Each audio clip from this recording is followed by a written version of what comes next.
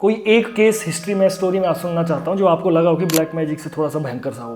Case मेरे पास आया था गुवाहाटी आसाम से। अब जैसे ही बच्ची ने आंख बंद करी तो बच्ची को एक औरत का साया नजर आया। लंबे लंबे उसके बाल हैं, नाखून उसके इतने बड़े बड़े उसके नाखून हैं।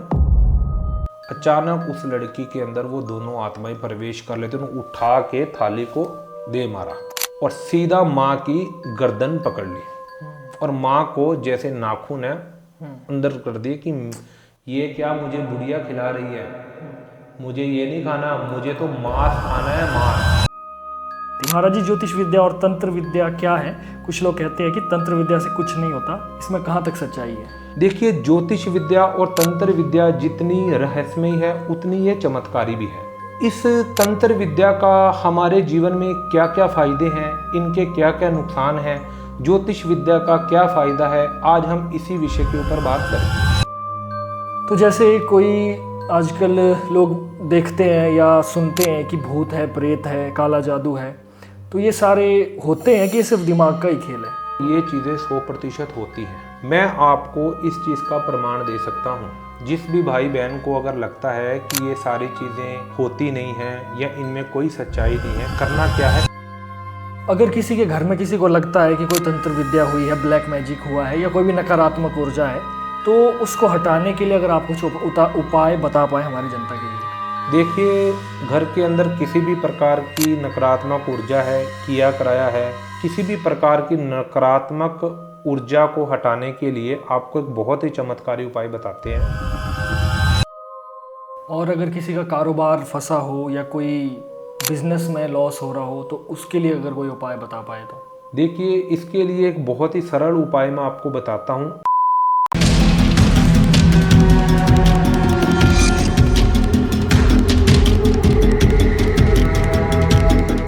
तो दोस्तों, आप सभी को मेरा नमस्कार। मैं हूं आपका होस्ट नीतीश राजपूत, लेकर आया हूं एक और पॉडकास्ट, ज़बरदस्त पॉडकास्ट आप सबके सामने। आज की पॉडकास्ट में बहुत सारी बातें होगी एस्ट्रोलॉजी के बारे में, तंत्र के बारे में, ब्लैक मैजिक के बारे में और कुछ डार्क रहस्य, और साथ ही साथ कुछ ऐसी चीज़ें जो शायद आज तक आपने अभी तक नहीं सुनी होगी। और आज के हमारे जो गेस्ट है वो है एस्ट्रोलॉजर आकाश नाथ जी। और सबसे पहले तो मैं स्वागत करता हूँ आपका, बहुत बहुत धन्यवाद, आपने समय दिया, आपने हमारे इनविटेशन को एक्सेप्ट किया, आप यहाँ पर आए, इसके लिए आपका बहुत बहुत धन्यवाद। और आपका जो योगदान है वो एस्ट्रोलॉजी में और तंत्र में और हमारी इस पॉडकास्ट के थ्रू लोगों को एक अच्छा संदेश जाएगा। बिल्कुल जी, वेलकम, धन्यवाद जी। थोड़ा सा आगे बढ़ने से पहले मैं आपसे थोड़ा सा आपके बारे में थोड़ा सा और जानना चाहता हूँ कि कैसे इंटरेस्ट तंत्र की जो लाइन है या एस्ट्रोलॉजी की लाइन में ये कैसे आई है? कुछ पुश्तैनी था या आपने नए से शुरू किया? इसके बारे में थोड़ा सा बताइए। बिल्कुल, देखिए, आपको बताना चाहते हैं कि हमारे पास सिर्फ किताबी ज्ञान ही नहीं है, ये हमारा पुश्तैनी काम है। जब बचपन से ही अगर कोई बच्चा होता है वो खिलौनों से खेलता है, जी जी जी, लेकिन हमारे घर के अंदर बचपन से ही तंत्र का, मंत्रों की गूंज थी। हम मंत्रों की गूंज सुन के ही बड़े हुए हैं। अगर आपको सरल भाषा में बताऊं तो मेरे पिताजी एक बहुत बड़े एस्ट्रोलॉजर हैं और मेरे दादाजी वो भी अपने टाइम के बहुत बड़े एस्ट्रोलॉजर थे। अच्छा, तो ये जो हमारा काम है ये हमारा पुश्तैनी काम है। मेरे दादाजी ने और मेरे पिताजी ने अपनी पूरी जो जीवन शैली है वह लोक कल्याण को समर्पित करी है। आज उन्हीं के दिशा निर्देशों के ऊपर हम भी चल रहे हैं। आज के इस एपिसोड के माध्यम से जो तंत्र विद्या और ज्योतिष विद्या के प्रति हमारे समाज के अंदर भ्रांतियां फैली हुई हैं, आज हम उन भ्रांतियों को क्लियर करने की कोशिश करेंगे। जी। चलो, ये तो अगर काम पुश्तैनी हो तो पकड़ मुझे लगता है इंसान की उस काम को लेकर ज़्यादा है, होती है, चाहे वो एस्ट्रोलॉजी ले चलें या किसी भी हम कोई भी काम लेके चलें। बिल्कुल, तो ये मुझे ऐसा लगता है कि उसमें इंसान की पकड़ बहुत ज़्यादा होती है। महाराज जी, ज्योतिष विद्या और तंत्र विद्या क्या है? कुछ लोग कहते हैं कि तंत्र विद्या से कुछ नहीं होता, इसमें कहाँ तक सच्चाई है? देखिए, आपको बताना चाहता हूँ, ये आपका बहुत ही अच्छा सवाल है। देखिए, ज्योतिष विद्या और तंत्र विद्या ये बिल्कुल 100% सच्चाई है, इस बात के अंदर कोई भी डाउट नहीं है। परंतु दिक्कत कहाँ आती है कि ज्योतिष विद्या और तंत्र विद्या को लेकर हमारे समाज के अंदर बहुत भ्रांतियां हैं। आज के समय में मैं आपके माध्यम से भाई बहनों को सबको बताना चाहूँगा कि तंत्र विद्या और ज्योतिष विद्या के प्रति जागरूकता होनी बहुत जरूरी है। देखिए, ज्योतिष विद्या और तंत्र विद्या जितनी रहस्यमयी है उतनी ये चमत्कारी भी है। लेकिन इस तंत्र विद्या का हमारे जीवन में क्या क्या फायदे हैं, इनके क्या क्या नुकसान हैं, ज्योतिष विद्या का क्या फायदा है, आज हम इसी विषय के ऊपर बात करेंगे। जी। आजकल देखने को मिलता है कि बहुत से लोग ये बोलते हैं, जैसे आपने अभी प्रश्न किया कि तंत्र विद्या सच है या नहीं, या ज्योतिष विद्या सच है या नहीं। जी। देखो, आज के समय में कुछ लोगों के मन में ऐसी भावना रहती है कि हमें तंत्र विद्या झूठ है, या तंत्र विद्या से कुछ नहीं होता, या फिर हमें तंत्र विद्या की कभी जीवन में जरूरत नहीं पड़ेगी। लेकिन ऐसा बिल्कुल नहीं है। देखिए, हम एक गृहस्थी जीवन व्यतीत करते हैं, ठीक है जी, और जब तक हम अपना जीवन जीते हैं तब तक हमारे साथ समस्याएं चलती रहती हैं। बिल्कुल सही बात है। ठीक है जी। अब बात करिए, किसी को प्रेमी प्रेमिका को प्रॉब्लम है, किसी को कारोबार की प्रॉब्लम है, किसी के घर के अंदर कलेश है, किसी के व्यापार के अंदर नुकसान हो रहा है। यानी कि जब तक इंसान जीवित रहता है उसके अंदर समस्याएं चलती रहती है। अब ज्योतिष का जो निर्माण है, ज्योतिष का निर्माण ही समस्या का पता लगाने के लिए हुआ है। अब जैसे बात करें कि ज्योतिष का फायदा ये है कि अगर कोई आपके जीवन में समस्या आने वाली है, एक आप अच्छे ज्योतिषाचार्य से संपर्क करते हो तो वो आपको उसका अलर्ट कर सकता है कि आगे आपके साथ क्या होने वाला है, जिससे आप अपने प्रिकॉशंस लेके अपना बचाव कर सकते हो। और जो तंत्र विद्या का निर्माण है, देखिए, तंत्र विद्या तो हमारे लिए एक वरदान है। वो वरदान कैसे है कि तंत्र विद्या से हम हर समस्या का समाधान कर सकते हैं। परंतु दिक्कत कहां आ रही है कि तंत्र विद्या को लोगों ने बहुत ज्यादा नकारात्मक रूप दे रखा है। आज के समय के अंदर हर भाई बहन को इसकी पूरी जागरूकता होनी चाहिए। और समस्या यहां आती है कि आज के समय में हर मूवमेंट पे, हर एक जगह पे ऐसे ऐसे झोला छाप बाबा लोग या मौलवी लोग बैठे हुए हैं जो लोगों को डराते हैं, धमकाते हैं, जिसके कारणवश क्या है कि उनको जो सही में जो तंत्र विद्या से कोई अगर आदमी फायदा भी लेना चाहता है ना, तो वो उनकी बातों से डर जाता है। बिल्कुल सही। लेकिन हमारे शास्त्रों ने, वेदों ने ज्योतिष विद्या और तंत्र विद्या हमें एक वरदान के रूप में दी है। अब बात करें, मैंने बहुत सारे मार्केट में, आप लोग भी देख सकते हो, हम भी रोजाना देखते हैं, सोशल मीडिया पे देखते हैं, आज के समय में हर कोई दूसरा आदमी है, चेहरे के ऊपर राख लपेट लेता है, हजारों माला पहन लेता है, लोगों को भ्रमित करता है, अपना भेष बदल लेता है। मेरा सवाल उन लोगों से है कि ऐसा गलत काम करने की आपको जरूरत ही क्या है? आज जन कल्याण के लिए हम भी काम करते हैं, लेकिन हम जो हैं वो हैं, हमें अपना वेशभूषा बदलने की क्या जरूरत है? बिल्कुल। अगर हमने जन कल्याण की, लोगों की सेवा ही करनी है तो सच्चे मन से, सच्चे श्रद्धा से, भावना से करें। अगर आप लोग अपना भेष ही ऐसा बना लोगे तो कोई बंदा तो जो है वो तो पहले से ही बहुत डरा हुआ है, तो वो आपके पास कैसे आएगा? ये एक बहुत बड़ा एक नेटवर्क भी बन चुका है हमारे भारत में, और बहुत बड़ा बिजनेस भी बन चुका है ना? देखिए, इसका सबसे बड़ा जो मुख्य रूप से कारण है ना, वो कारण है इसका सोशल मीडिया। सोशल मीडिया जो है, इसके हमारे समाज के अंदर अनेकों फायदे हैं ना, तो इसके नुकसान भी बहुत हैं। क्योंकि सोशल मीडिया एक ऐसी चीज है कि कोई भी जो मन में आए वो प्रमोट करता है। देखो, ये जरूरी नहीं है कि ये तंत्र विद्या की लाइन के अंदर है, सभी लाइन में, ये सभी लाइन के अंदर, जो चाहे एस्ट्रोलॉजी है, चाहे कोई और भी लाइन है, उसके अंदर आपको जो है ये बहुत सारे ऐसे फेक लोग मिलेंगे, जिनके कारणवश क्या है कि लोगों का भरोसा जो है वो उठ गया है। और जो सिंपल जो लोग हैं, साधारण लोग हैं, जो भोले भाले लोग हैं, वो एक उम्मीद से संपर्क करते हैं, तो ये लोग उनके साथ गलत करके और उनका समय, उनका पैसा खराब करते हैं। तो मेरी सारी जनता से एक यही गुजारिश है कि आप जहां मर्जी काम कराओ, आपका मन मरता है वहां काम कराओ, लेकिन कम से कम काम कराने के लिए आपको ये चीज देखनी चाहिए कि सामने वाला कहीं आपसे कोई हवाई वादे तो नहीं कर रहा। बिल्कुल, मेरा अगला सवाल भी यही था कि हम कैसे पता लगाएं कि कोई जो काम कर रहा है या कुछ असली है या नकली है। बेसिकली जनता की यही बेसिक प्रॉब्लम होती है ना, तो ये कैसे हम किया जा सकता है? देखिए ये एक बहुत ही आसान है। मैं आपको बताना चाहता हूं, आपके माध्यम से सभी दर्शकों को बताना चाहता हूं कि जिसने आज का हमारा ये एपिसोड देख लिया ना, मैं आपको विश्वास दिलाता हूं कि जीवन में आप कभी भी गलत तांत्रिक या किसी पखंडी बाबा या किसी मौलाना के पास कभी जाओगे नहीं। आपको इतनी सारी चीजें क्लियर हो जाएंगी, आपका माइंडसेट जो है वो बिल्कुल क्लियर हो जाएगा।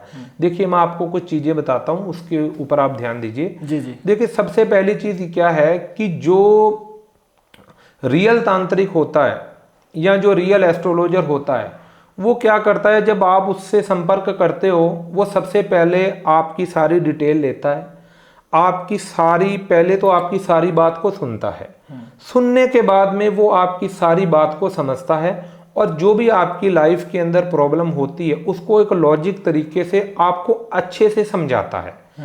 और जो फेक तांत्रिक होते हैं वो क्या करते हैं कि आप उनके पास जाओगे तो वो जाते ही आपको डराना शुरू कर देंगे, आपके घर में मृत्यु हो जाएगी, आपका ये हो जाएगा, वो हो जाएगा, आपका कारोबार बंद हो जाएगा। यानी कि वो लोगों को इतना डराते हैं, इतना धमकाते हैं। और वो फेक लोग ऐसी ऐसी बातें करते हैं कि आप मेरे पास आओ, मेरे पास एक फोटो लेके आओ, मेरे पास एक ऐसी शक्ति है या मेरे पास एक ऐसी जादू की छड़ी है जो मैं उसको घुमा दूंगा और आपका काम हो जाएगा। देखिए ये सब बकवास बातें हैं। आपको बताना चाहते हैं कि जो तंत्र विद्या है ये कोई नई विद्या नहीं है, बिल्कुल एग्जैक्ट इससे समाधान होता है। लेकिन हवाई बातें, जो हवाई बातें अगर कोई भी करता है तो हवाई बातों से आप सीधा सीधा अंदाजा लगा सकते हैं कि वो इंसान जेन्युइन नहीं है। और सबसे बड़ी चीज है कि जो फेक आदमी होगा ना, उसने अपना ड्रेसअप बड़ा बनाया होगा, जैसे उसने हजारों की माला डाली होगी और गले के अंदर बहुत कुछ डाला होगा, चेहरा अपना राख से लपेटा होगा ताकि किसी को पता ना चले कि ये रियल में आदमी कौन है। अच्छा, ऐसा? बिल्कुल, ये चीजें बहुत देखने को हमारे पास बहुत लोग आते हैं कि वो बोलते हैं कि उन्होंने, मतलब वो ऐसी वेशभूषा जानबूझ के ऐसी बना लेते हैं कि सामने वाला श्रद्धालु डर के मारे उनसे सवाल जवाब भी ना करे। लेकिन रियलिटी में वही करेगा समाधान, ठीक है ना, जिसको होगा ज्ञान। ये आपने बहुत अच्छी बात कही। और जैसे कि मैं भी कह रहा था कि मैंने भी कुछ समय पहले सुना, एक बड़ी खबर आई थी कि कोई क्रिमिनल था बहुत भयंकर, भागा हुआ अपने कहीं बड़ी जेल से, और जाके उसने ये बाबा वगैरह का धारण कर दिया और काम कुम करना स्टार्ट भी कर दिया। ये अखबार में मैंने खबर पढ़ी थी। तो दर्शकों को जानना बड़ा ज़रूरी होता है कि आप लोग किससे सही से कोई इंसान कैसा है, क्योंकि यार पैसे तो हर इंसान खर्चता है, लेकिन उसकी अगर उसको निचोड़ ना मिले, उसका रिजल्ट ना मिले, तो फिर क्या फ़ायदा उन पैसों का। अच्छा गुरुजी, मैं एक चीज़ और पूछना चाहता हूँ कि आपके जीवन में कोई ऐसा केस, अगर बहुत सारे केस आए होंगे ऑब्वियसली, कोई एक केस हिस्ट्री में, स्टोरी में आप सुनना चाहता हूँ जो आपको लगा हो कि ब्लैक मैजिक से थोड़ा सा भयंकर सा हो। बिल्कुल, देखिए मुझे याद आ रहा है कि तकरीबन 1-1.5 साल पहले मेरे पास एक केस आया था। केस मेरे पास आया था गुवाहाटी, आसाम से। अच्छा। वहाँ पे एक कपड़े के व्यापारी थे और बहुत मेहनत से उन्होंने अपना नाम उस शहर के अंदर कमाया था। काम, कारोबार, व्यापार उनका बहुत अच्छा था। एक उनकी बहुत प्यारी सी गुड़िया थी, बच्ची थी, उम्र थी तकरीबन 16-17 साल या मैक्सिमम 18 साल मान लीजिए। बच्ची बहुत अच्छी थी, पढ़ने के अंदर बहुत ही अच्छी थी, अपनी क्लास में फर्स्ट आती थी। उनके घर का माहौल भी बहुत अच्छा था, परमात्मा को मानने वाले लोग थे। एक दिन क्या होता है कि वो बच्ची अपने दोस्तों के साथ मिलके दार्जिलिंग घूमने जाने का प्लान बना लेती है। अच्छा। अब जो व्यापारी थे, उन्होंने, जब बच्ची ने उनसे पूछा कि मैं जाना चाहती हूँ, तो एक बार तो उन्होंने मना किया कि नहीं, वहाँ क्या करोगे, ऐसे है, क्या करोगे जाके। अब बच्चे, सबके बच्चे जिद करते हैं अब उस बच्ची ने भी जिद कर ली कि नहीं मैं तो जाऊंगी। तो पिताजी ने कहा चलो कोई बात नहीं, जाओ आप घुमाओ। वो बच्ची एक टेम्पो ट्रैवल गाड़ी के अंदर तकरीबन 8-10 आदमी जो हैं, सारे उसके बच्ची के जो दोस्त थे वो सारे, उसमें कुछ लड़के भी थे लड़कियां भी थी, सारे मिलके गुवाहाटी से दार्जिलिंग के लिए रवाना हो जाते हैं। सफ़र बहुत अच्छा जा रहा है, हंसते खेलते मुस्कुराते जा रहे हैं। अब दार्जिलिंग पहुंच जाते हैं। अब दार्जिलिंग जब पहुंच जाते हैं तो उस समय वो एक पीक सीजन में गए थे। ऑलमोस्ट वहाँ के सारे होटल जो थे वो बिल्कुल फुल थे। सब लोगों ने अपनी अपनी तलाश करी, देखा कोई होटल उनको मिल नहीं रहा था। फिर वहाँ पर उनको एक आदमी मिला, उसने उनको बोला कि आप पीक सीज़न में आए हो और आपको जाहिर सी बात, आप इतने जने हो, आपको रूम भी ज़्यादा चाहिए, तो रूम की यहाँ पे व्यवस्था नहीं हो सकती। आपको मैं यहाँ के पास ही 3 किलोमीटर पहाड़ी के ऊपर एक कॉटेज है, बहुत अच्छा कॉटेज है, आप उस कॉटेज पे जाके वहाँ पे रह सकते हो।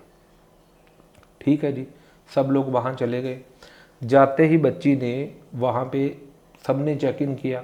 बच्ची के साथ एक रूम पार्टनर थी लड़की, चेक इन किया, अपना सामान वगैरह रखा। तो बच्ची को वहाँ पे ना बहुत नेगेटिविटी सी फील हो। अचानक जैसे उसके जो रू रू कांटे हैं ना ये खड़े हों। बच्ची ने कोई खास ध्यान नहीं दिया। फिर वो वापस रूम में थोड़ी देर रुकने के बाद घूमने के लिए आ गए। अब रात को जब वापस जाते हैं, वहाँ पे बॉनफायर हो रहा, सब खा रहे हैं, पी रहे हैं, नाच रहे हैं। और रात को 2 बजे के करीब बच्ची अपनी फ्रेंड के साथ रूम में सोने चली जाती है। अब सारे दिन का सफ़र करके आए हुए थे, थके थे। वो उसकी साथ वाली फ्रेंड तो सो जाती है, बच्ची को नींद नहीं आती, बच्ची को हो रही घबराहट। बच्ची कभी इधर कलोट फेर रही है, कभी इधर फेर रही है, समझ नहीं आ रहा हो क्या रहा है। काफ़ी देर तक बच्ची को जैसे बेचैनी सी हुई तो बच्ची ने अपनी सहेली को उठाया, बोले भाई मेरे को अच्छा नहीं लग रहा, क्या चक्कर है। उस बच्ची ने बोला कि कुछ नहीं है, देख तेरे को ऐसा लग रहा है, हम काफ़ी हाइट पे आए हुए हैं इसलिए ऐसा महसूस हो रहा है, कोई बात नहीं, तू पानी पी, सो जा। सो गई। अब जैसे ही बच्ची ने आंख बंद करी तो बच्ची को एक औरत का साया नजर आया।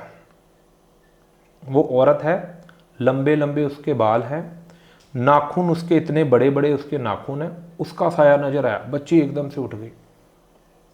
बच्ची एकदम से उठ गई। उसने दोबारा फ्रेंड को उठाया। फ्रेंड ने बोला कि अरे कुछ नहीं है, क्या है, यहाँ तो कुछ भी नहीं है, तेरे मन का वहम है।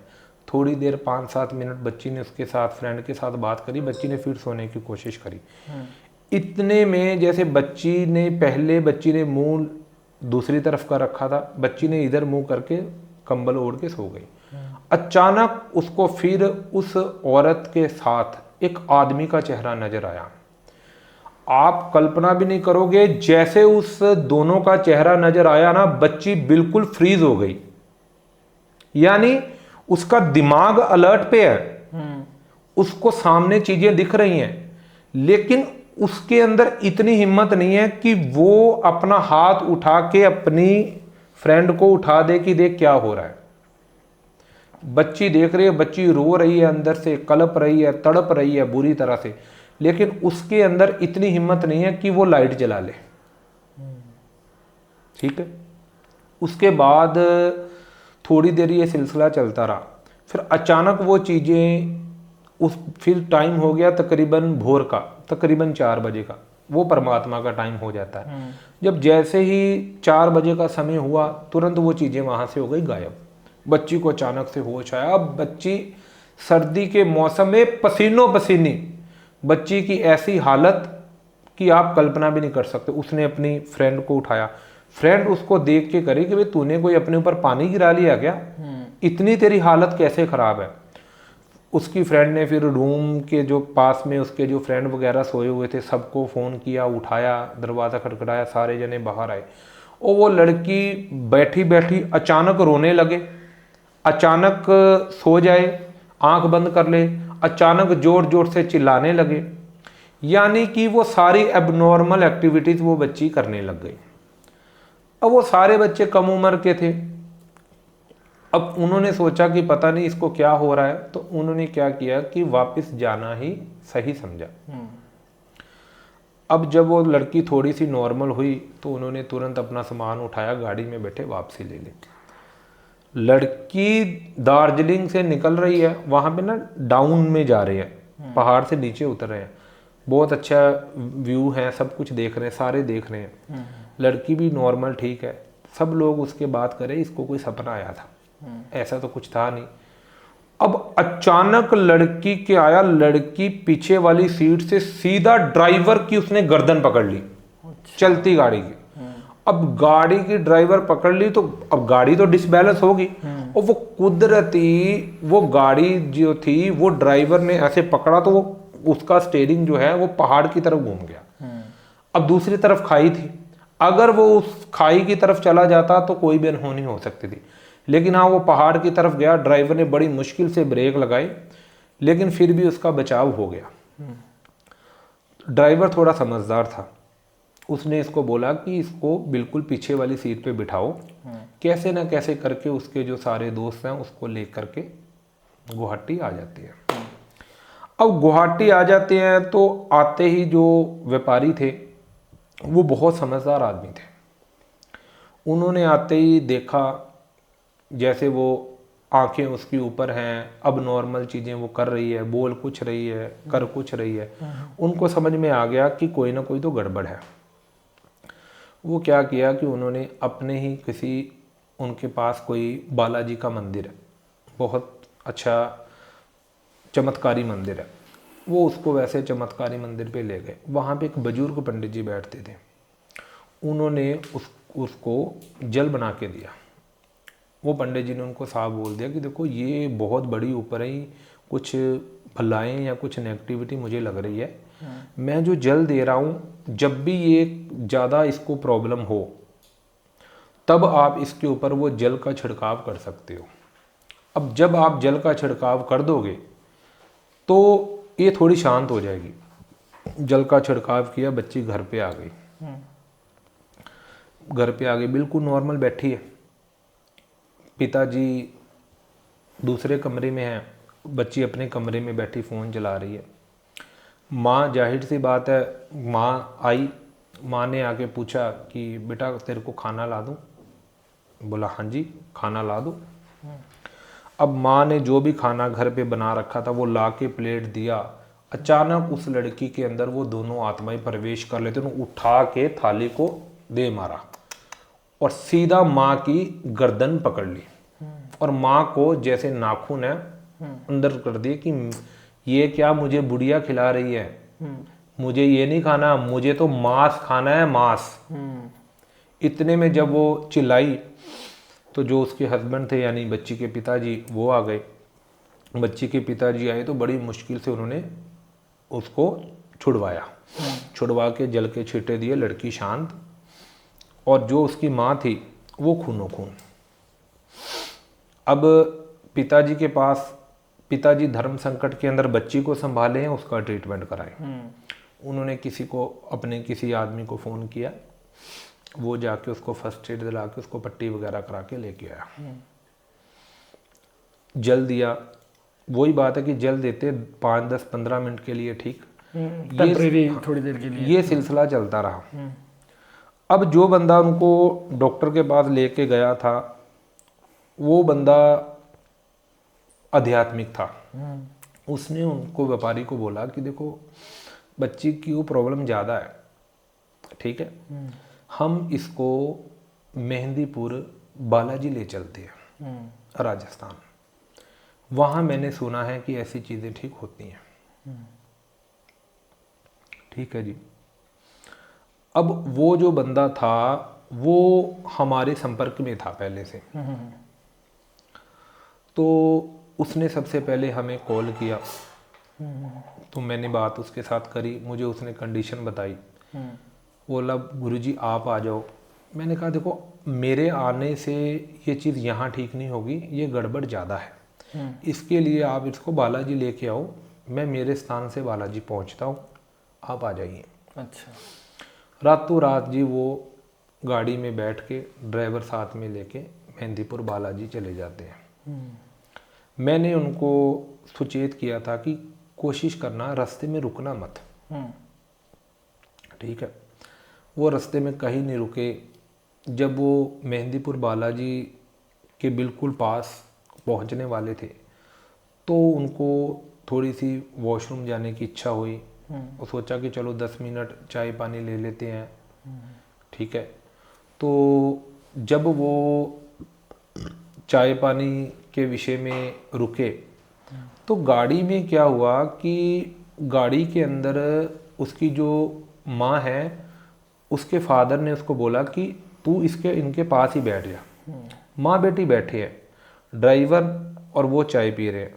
अचानक वो जो दो प्रेत थे, जो आत्माएं थी, वो अचानक फिर से आ जाती हैं।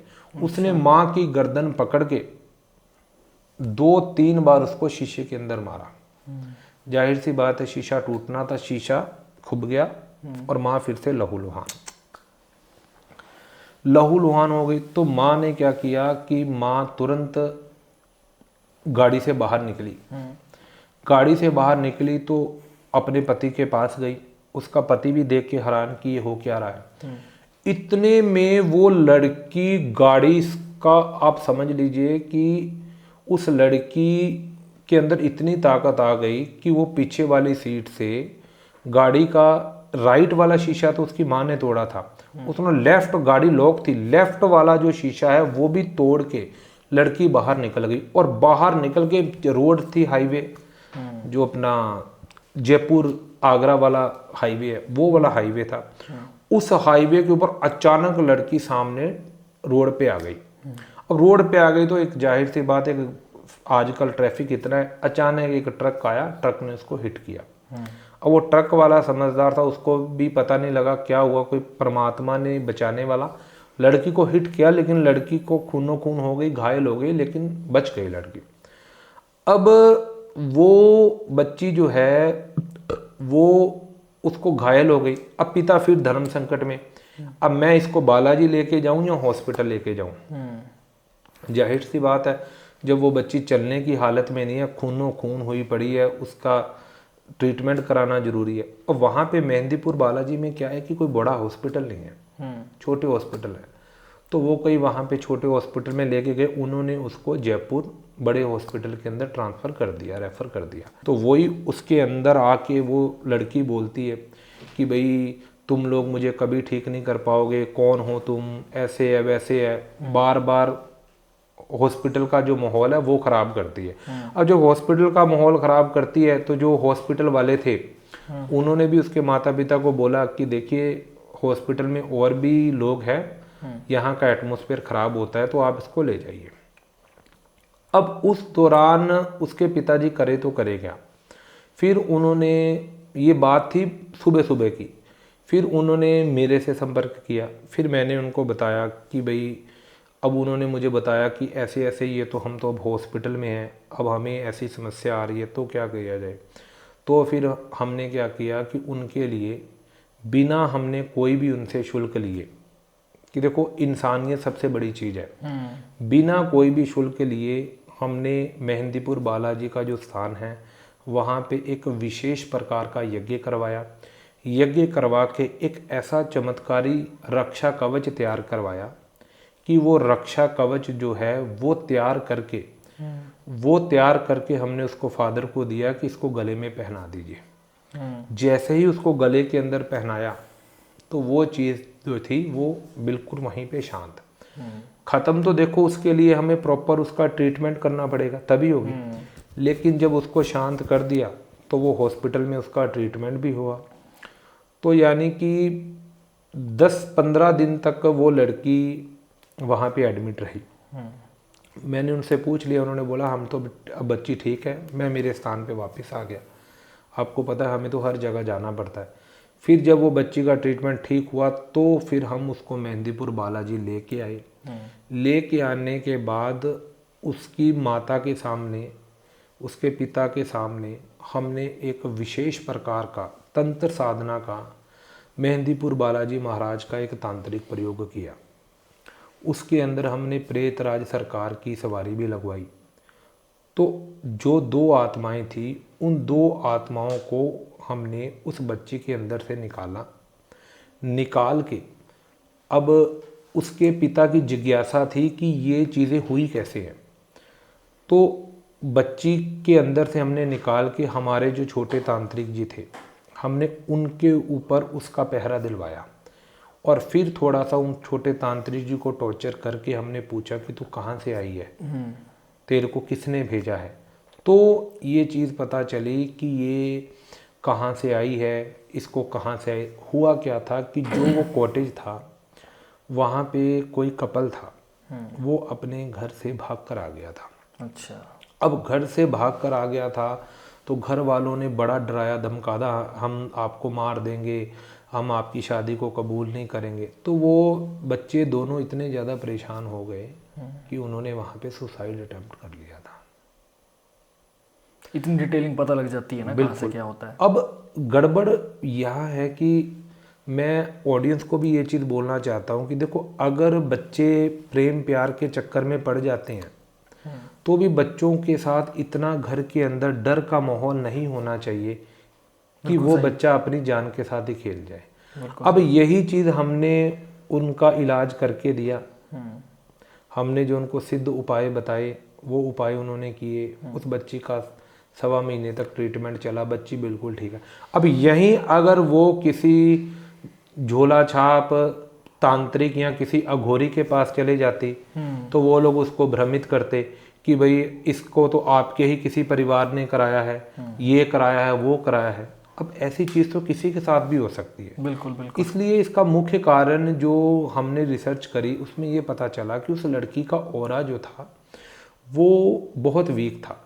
अब जिस आदमी का ऑरा वीक होता है ना, उसको ये नेगेटिविटी जो है वो अपनी तरफ बहुत अट्रैक्ट करती है। जी गुरुजी, आजकल जो वशीकरण एक शब्द है ये बहुत ज़्यादा फेमस हो गया हमारे यूट्यूब में और हर जगह भी। आपकी ज़ुबान से आपकी राय मैं जानना चाहता हूँ कि वशीकरण आपकी नज़रों में क्या है, होता है या नहीं होता है? देखिए, वशीकरण एक बहुत ही महत्वपूर्ण तांत्रिक प्रयोग है और वशीकरण 100% होता है, इस बात में कोई डाउट नहीं है। लेकिन वशीकरण को लेकर लोगों के अंदर बिल्कुल जागरूकता नहीं है। मुख्य रूप से जो लोग भ्रमित होते हैं, मुझे लगता है कि वो वशीकरण के नाम से ही भ्रमित होते हैं। कुछ झोला छाप बाबा लोग या कुछ मौलवी लोग ऐसी ऐसी झूठे वादे करते हैं, ऐसे ऐसे बातें बोलते हैं कि आप मेरे पास किसी का भी फोटो लेके आ जाओ, नाम लेके आ जाओ, मैं आपका वशीकरण कर दूंगा और घंटों में कर दूंगा, मिनटों में कर दूंगा। देखिए, वशीकरण ऐसे बिल्कुल काम नहीं करता। आज मैं आपकी जनता को बिल्कुल क्लियर कर देना चाहता हूं कि वशीकरण जो है वो हर किसी के ऊपर काम नहीं करता। ठीक है, वशीकरण किसके ऊपर काम करता है मैं आपको बताता हूं कि वशीकरण, अगर हमारा किसी के साथ रिलेशनशिप ऑलरेडी अच्छा चल रहा है, वो चलता चलता रिलेशन जो है वो हमारा खराब हो जाता है, ठीक है, उस कंडीशन में हम वशीकरण का काम कर सकते हैं और वो वर्क भी करता है। यानी कि जो भावनाएं हमारी दब गई हैं या जो भावनाएं हमारी कम हो गई हैं, उस भावनाओं को ऊपर उठाने का काम वशीकरण है। ठीक है जी।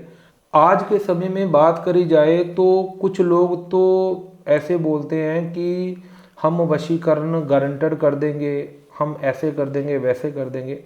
मैं आपको एक बात पूछता हूं, अगर हर किसी के ऊपर ये ऐसे वशीकरण होता तो भारत के अंदर कोई भी गरीब नहीं रहता। बिल्कुल सही। अगर ऐसे वशीकरण होता तो कोई भी आदमी किसी भी तांत्रिक से संपर्क करके भारत के जो बड़े बड़े उद्योगपति हैं उनके ऊपर वशीकरण करवा लेता। अगर उनके ऊपर वशीकरण करवा लेता तो गरीबी खत्म हो जाती। आजकल हम देख रहे हैं बड़े बड़े देशों के बीच में आपस में वाद विवाद बहुत चल रहे हैं। ऐसे वशीकरण होता तो इतने बड़े बड़े जो देश हैं वो अपने अरबों रुपए हथियारों में लगा रहे हैं और उनका लड़ाई झगड़े की वजह से पूरे वर्ल्ड के ऊपर उसका असर पड़ रहा है, कितने लोगों के ऊपर असर पड़ रहा है। ऐसा तो कभी होता ही नहीं। आजकल हम देखते हैं कि लोगों को लाइफ पार्टनर सही नहीं मिल रहा, ऐसे अगर वशीकरण होता तो कोई भी बॉलीवुड का बड़ा एक्टर है या एक्ट्रेस है, कोई भी किसी को वशीकरण कर लेता। देखिए ऐसा नहीं है। मैं आपको बिल्कुल आपके माध्यम से क्लियर करना चाहता हूँ कि इस विद्या को बदनाम लोगों के द्वारा किया जा रहा है। वशीकरण होता है, 100% होता है, लेकिन वशीकरण कभी भी किसी भी अनजान व्यक्ति के ऊपर नहीं होता। ऐसे जिस मर्जी को नहीं हो सकता। और वशीकरण के बारे में भी मैं आपको एक चीज़ और बताना चाहता हूँ कि वशीकरण भी अगर आपने करवाना है तो वशीकरण भी आपको तब कराने की ज़रूरत पड़ती है जब आपकी कंडीशन जो है वो बहुत ज़्यादा ख़राब हो। अब मेरे पास एक केस आया था हिमाचल के मंडी शहर से। मंडी शहर के अंदर एक प्रेमी प्रेमिका का रिलेशन जो है वो बहुत अच्छा चल रहा था। अब वो प्रेमी जो था वो उस लड़की के साथ बहुत प्यार करता था। किसी बात को लेकर उनमें थोड़ी सी कहासुनी हो गई। अब कहासुनी हो गई तो आजकल आपको पता है ईगो बहुत बड़ी प्रॉब्लम है। जी जी। उस ईगो की वजह से उनका जो रिश्ता जो है वो धीरे धीरे करके खराब हो गया। अब वो आदमी, उसने किसी बाबा से संपर्क किया, किसी अघोरी से। उसने उसको बोला जी इसके ऊपर तो किसी ने करा दिया है, या इसके ऊपर ऐसा कर दिया है, वैसा कर दिया है, अब तो ये आ ही नहीं सकती, इसके लिए ये करना पड़ेगा, वो करना पड़ेगा। उसके बहुत सारे पैसे भी खराब हो गए, टाइम भी खराब हुआ। उसके बाद में अचानक उसका हमारे से संपर्क हुआ। हमने उसको एक ऐसा चमत्कारी उपाय बताया कि वो उपाय करते ही मात्र 11 दिन के अंदर अंदर उन दोनों का रिलेशन ठीक हो गया। ना तो उनको वशीकरण कराने की जरूरत पड़ी, ना उनको पैसा लगाने की जरूरत पड़ी। यानी कि अगर सही मार्ग से हम देखें तो देखो वशीकरण तांत्रिक विद्या भी कराने की हमें जरूरत तब पड़ती है जब कंडीशन बहुत ज़्यादा खराब हो। अब आपके माध्यम से मैं सभी लोगों को ये कहना चाहता हूँ कि आपके जीवन में कोई बड़ी से बड़ी समस्या है या कोई भी प्रॉब्लम है ना, तो उसका हमारे पास सिद्ध किए हुए बहुत सटीक उपाय हैं। आप वो करोगे तो उससे ही आपकी प्रॉब्लम का सलूशन हो जाएगा। आपको कोई तंत्र विद्या का काम कराने की जरूरत नहीं है। अब तंत्र विद्या का काम कराने की जरूरत कहाँ पड़ती है? जब कंडीशन बहुत ज़्यादा खराब हो, सारी उम्मीदें खराब हो गई हों, सारी उम्मीदें खत्म हो गई हों, उस कंडीशन में जो है ये तंत्र विद्या कराने की जरूरत पड़ती है। हमारे पास वशीकरण के, प्रेमी प्रेमिकाओं के आपस में मिलाने के, माता पिता को एग्री करने के ऐसे चमत्कारी उपाय हैं कि आपको अपने हाथों से करने हैं और आपको 100% उन चीज़ों का रिजल्ट मिलेगा। तो जैसे कोई आजकल लोग देखते हैं या सुनते हैं कि भूत है, प्रेत है, काला जादू है, तो ये सारे होते हैं कि ये सिर्फ दिमाग का ही खेल है? देखिए ये बहुत ही अच्छा प्रश्न है आपका, और ये चीज़ें 100% होती हैं। मैं आपको इस चीज़ का प्रमाण दे सकता हूँ, और प्रमाण हर कोई आदमी अपने प्रैक्टिकल अपने हाथों से भी कर सकता है। करना क्या है, जिस भी भाई बहन को अगर लगता है कि ये सारी चीज़ें होती नहीं हैं या इनमें कोई सच्चाई नहीं है, करना क्या है, एक मिट्टी का छोटा बर्तन लीजिए। उस बर्तन के अंदर सबसे पहले 5 प्रकार की कोई भी जो मिठाई है वो मिठाई डालनी है। मिठाई डालने के बाद उसके अंदर कपूर डालना है और चमेली का तेल उसके अंदर डाल देना है। डाल दिया, डालने के बाद आप उस बर्तन को आपके घर के आसपास जो भी कोई शमशान घाट है, शमशान घाट पे ले जाइए। जिस भी मुर्दे का वहाँ पे दाह संस्कार हुआ होगा, उसी मुर्दे के ऊपर आप थोड़ा सा वो भोग लगा दीजिए। आपके पैरों तले जमीन निकल जाएगी। जीवन में कभी आप ऐसी बातें नहीं करोगे कि ये चीज़ें नहीं होती हैं। अच्छा। बात पता क्या है, जिस उंगली पे लगती है ना, उसी उंगली पे दर्द होता है। बोलने के लिए तो बहुत कुछ है, लेकिन ऐसे ऐसे लोग हैं जिनको प्रमाण चाहिए ना, एक बार मेहंदीपुर बालाजी के दरबार में जाके देखो। जो लोग बोलते हैं ना, उनसे बड़ी बड़ी हस्तियां जो हैं वो वहाँ पे उनका जीवन जो है वो खराब हुआ पड़ा है। देखिए जिस चीज़ का नाम है वो चीज़ें सारी होती हैं। बिल्कुल बिल्कुल। और अगर कोई आदमी अपना बचाव करना चाहे तो सबसे मुख्य चीज़ मैं आपको बताना चाहता हूँ कि एक तो कभी भी कोई भी चौरस्ता हो, चौरस्ते पे क्या होता है कि चारों तरफ से रास्ता आता है, तो वहाँ पे ऊर्जाओं का सुमेल होता है। एक तो चौरस्ते पे कोई भी व्यक्ति जाए तो चौरस्ते के कभी भी बीच में से नहीं निकलना, ठीक है जी। दूसरी चीज़ ये है कि जो पीपल का पेड़ है, सूर्य अस्त होने के बाद पीपल के पेड़ के नीचे से इंसान को बिल्कुल नहीं जाना चाहिए। अच्छा। ज़्यादातर जो हमारे पास केस आए हैं, जो ऊपरी पराई चीज़ें आती हैं ना, वो इन्हीं दो जगह से आती हैं। इन चीज़ों का हमें ध्यान रखने की ज़रूरत है। अगर किसी के घर में किसी को लगता है कि कोई तंत्र विद्या हुई है, ब्लैक मैजिक हुआ है या कोई भी नकारात्मक ऊर्जा है, तो उसको हटाने के लिए अगर आप कुछ उपाय बता पाए हमारी जनता के लिए। जी बिल्कुल, आपको इसके लिए बहुत ही चमत्कारी उपाय बताते हैं। अगर आपके घर के अंदर किसी भी प्रकार की नकारात्मक ऊर्जा है या आपके घर के अंदर कोई भी गलत प्रभाव है, उसके लिए आपको एक बहुत ही चमत्कारी उपाय बताते हैं। आपने ये उपाय करना है, मंगलवार के दिन आपने सबसे पहले एक नारियल लेना है। नारियल जो लेना है वो पानी वाला होना चाहिए। नारियल लेने के बाद नारियल के ऊपर 7 बार आपने मौली से नारियल को बांधना है। 1 2 3 4 5 6 7 ऐसे करके आपने बांधना है। उसके बाद में आपने लाल कपड़ा जो है वो लाल कपड़े से नारियल को पूरी तरह बांध लेना है। पूरी तरह बांधने के बाद में आपके घर के हर जगह से उस नारियल को लेके आपने घुमाना है। घुमाने के बाद में आपने हनुमान जी की जो ऐसी प्रतिमा हो जिसमें हनुमान जी खड़े हों, उनके चरणों में जाके आपने वो नारियल जो है वो छोड़ के आना है। आप कल्पना भी नहीं करेंगे, आपको इतना अच्छा रिलीफ फील होगा। आप खुद बोलोगे कि वास्तव में आपने बहुत ही चमत्कारी उपाय बताया है जी। और अगर किसी का कारोबार फंसा हो या कोई बिजनेस में लॉस हो रहा हो, तो उसके लिए अगर कोई उपाय बता पाए तो।